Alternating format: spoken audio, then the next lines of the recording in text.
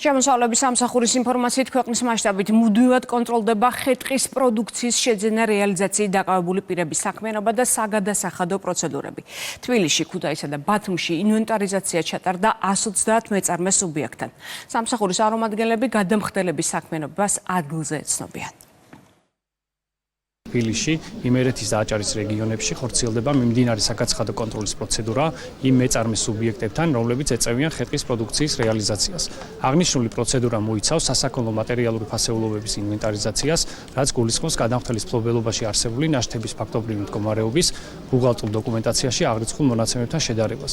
კონტროლის პროცედურა არ აფერხებს გადასახადის გადამხდელთა საქმიანობის სამუშაო პროცესს. გარემოზე ზიანის შემცირების მიზნით გარემოს დაცვისა და სოფლის მეურნეობის სამინისტროს გარემოს ზედამხედველობის დეპარტამენტი აქტიურად ახორციელებს ხე-ტყის უკანონო ჭრებზე და დამზადებაზე მონიტორინგს. შემოსავლების სამსახურთან ერთად მიმდინარეობს ხე-ტყის სარეალიზაციო პუნქტებში პირველადი გადამუშავების პროდუქტის ინვენტარიზაცია.